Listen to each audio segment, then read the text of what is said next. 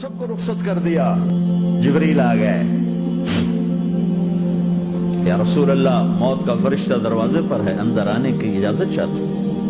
ہاں, جہاں موت پوچھ کے جائے کس ہستی کو بھلایا ہے, چند پاؤنڈ کے پیچھے جہاں موت پوچھ کے جائے.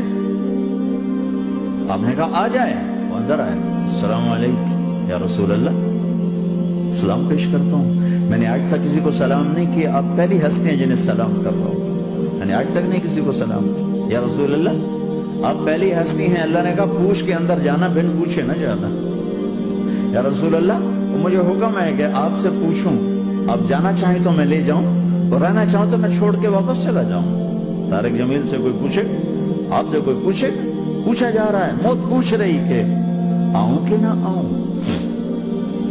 تو آپ نے کہا اگر میں اجازت دے دوں تو میری جان نکالو گے؟ کہاں جی نکالوں گا.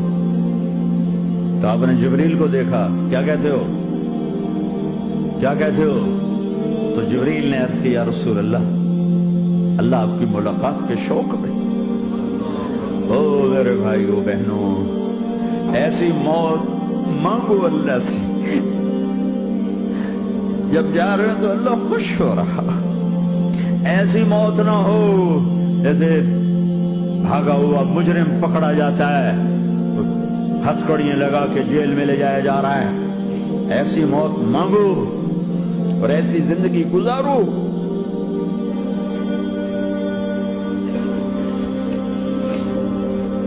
موت ہمارے لیے راحت, اللہ خوش ہو رہا. اور جب سعد بن معاذ کا انتقال ہوا تو آپ نے فرمایا, میرے نبی نے فرمایا, سعد بن معاذ بڑے صحابہ میں ہے, میرے نبی نے فرمایا کہ آج اللہ کا عرش خوشی سے جھوم اٹھا ہے. چونکہ وہاں تو جا رہے ہیں نا, یہاں سے نکلنا ہے, وہاں تو پہنچنا ہے, وہاں تو خوشی ہے, یہاں غم ہے. تو ہم نے کہا میرے نبی نے فرمایا کہ آج میرے اللہ کا عرش سعد کے پہنچنے پر خوشی میں جھوم اٹھا ہے. ایسی موت مانگو کہ اللہ کا عرش بھی خوشی سے جھومے, اللہ بھی خوش. کیا کر رہے ہو, کدھر جا رہے ہیں؟ اس دھوکے کے گھر, اس مچھر کے پر, اس مکڑی کے جالے, اس دکھوں کے گھر, اس غموں کی دنیا میں کیا ڈھونڈتے ہو؟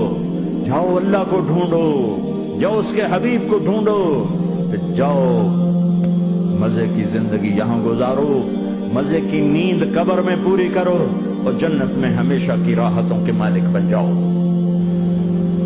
کہ یا رسول اللہ اللہ ملاقات کے شوق میں ہے. تو میرے نبی فرماتے کہ میرے حسنین کا کیا ہوگا؟ میں تو دیکھ رہا ہوں ایک زہر میں تڑپتا ہے, ایک بچوں سمیت نیزے پہ چڑھا ہوا ہے.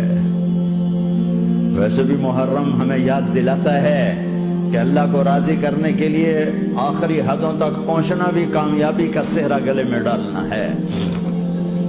ایک نے فتح کا جھنڈا گاڑا, قیامت تک کے لیے ذلت اس کے ماتھے کا نشان بن گئی. ایک نے سر کٹا کے نیزے پہ چڑھایا اور قیامت تک کے لیے عزت کا صحرا گلے میں ڈال لیا. کیوں کہ ایک دنیا کی بازی ہارا پر اللہ کو لے کے جیت گیا, اور ایک دنیا کی بازی جیتا اور اللہ کو کھو کے ہار گیا. اللہ کو پالینے کے بعد کوئی ہار نہیں, اللہ کو کھو دینے کے بعد کوئی جیت نہیں.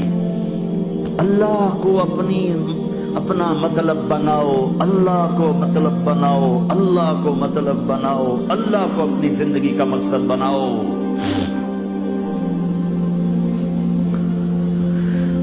جبریل واپس جاؤ اور اللہ سے پوچھ کے آؤ میرے بعد میری امت کے ساتھ کیا کرے گا. واہ یا رسول اللہ. ہر کوئی اپنے بچوں کے لیے پریشان ہوتا ہے کہ میرے بچوں کا کیا بنے گا. آپ کہہ رہے ہیں میری امت کے ساتھ کیا کرے گا میرا اللہ. جاؤ اللہ سے پوچھ کے میں پھر جواب دوں گا. واپس گئے, جواب آیا کہ اللہ کہہ رہے ہیں کہ ساتھ دوں گا. میرے رب کی عزت کی قسم, اور لاکھوں کروڑوں درود و سلام ہوں اس کملی والے پر, اگر آپ یہ سوال نہ اٹھاتے آج میں اور تم بھی بندر خنزیر ہوتے. بیچ میں وہ حائل ہو گئے، ان کے آنسو، ان کی دعائیں. مچھلی کھانے پر اللہ تعالیٰ نے موسیٰ علیہ السلام کی قوم کو، پورے شہر کو بندر بنا دیا. مچھلی کھانا کون سا گناہ ہے؟ اللہ نے کہا بس ہفتے کو نہیں کھانی، کھاؤ اتوار پیر منگل بدھ جمعہ جمعہ کھاؤ، ہفتہ نہیں. مگر نہیں کھائیں گے، کھایا، اللہ نے بندر بنا دیا. شراب پینا مچھلی کھانے سے بڑا گناہ ہے، اور بیچنا اس سے بھی بڑا گناہ ہے، اور نشے کی چیزیں بیچنا اس سے بھی بڑا گناہ ہے، ماں باپ کی نافرمانی اس سے بھی بڑا گناہ ہے. میرے نبی سے پوچھا گیا یا رسول اللہ قیامت کب آئے گی؟ کہا اللہ کو پتا ہے. تو کوئی نشانی بتا دیں، کوئی نشانی بتا دیں. تو آپ نے فرمایا جب ماؤں کو ذلیل کیا جائے گا قیامت آ جائے گی. یہ تو اس کی دعائیں ہیں، بیچ میں آ کے کھڑی ہو جاتی ہیں. اللہ تعالیٰ نے کسی کو بندر بنایا، کسی کو خنزیر بنایا، کسی کو زمین میں دھسایا، کسی کو پانیوں میں بہایا، کسی کو ہواؤں سے اڑایا، کسی پر آگ کو برسایا، کسی پر بجلیوں کی چمک کو سے ان کو راکھ کیا. کب میرے رب نے کیا کچھ نہیں کیا. وَكَمْ أَهْلَكْنَا مِنَ الْقُرُونِ مِنْ بَعْدِ نُوحٍ وَكَفَى بِرَبِّكَ بِذُنُوبِ عِبَادِهِ خَبِيرًا بَصِيرًا. کیا کچھ نہیں ہوا ہمارے ساتھ، وہ کچھ کیوں نہیں ہوا کہ وہ کملی والے کی دعائیں ہیں، دعائیں ہیں، دعائیں ہیں، رونا دھونا ہے، امتی امتی.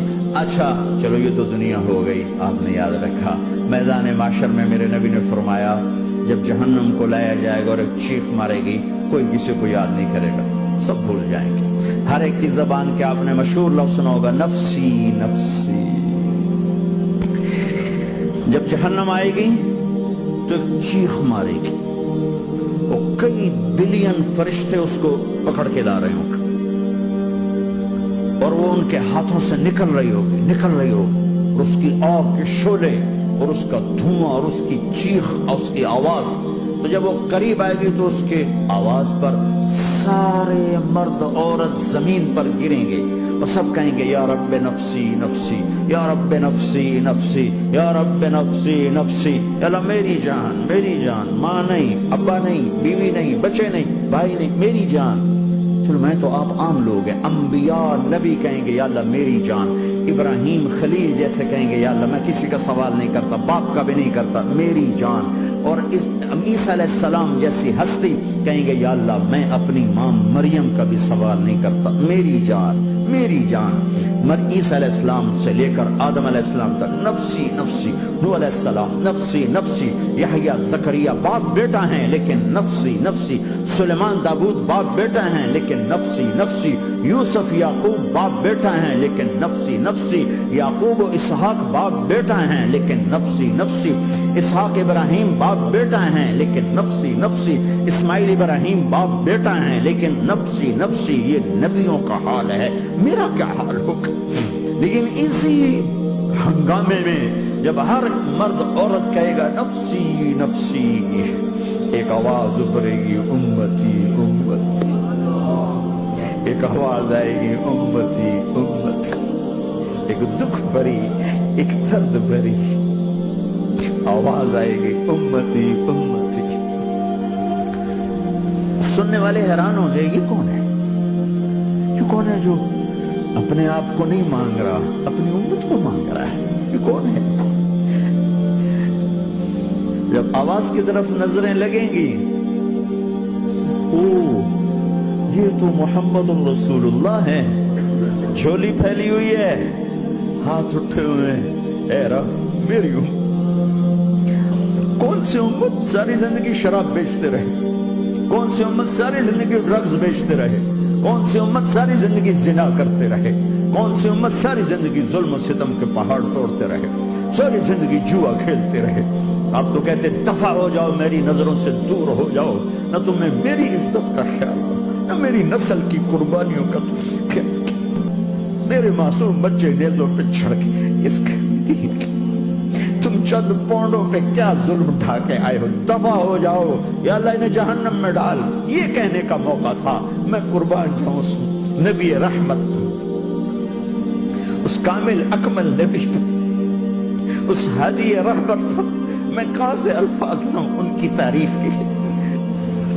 دو ہستیوں کا حق نہیں ادا کیا جا سکتا، ایک اللہ کا رسول، ہر ایک کا حق ادا ہو سکتا ہے، اللہ اور اس کے رسول کا حق نہیں ادا ہو سکتا۔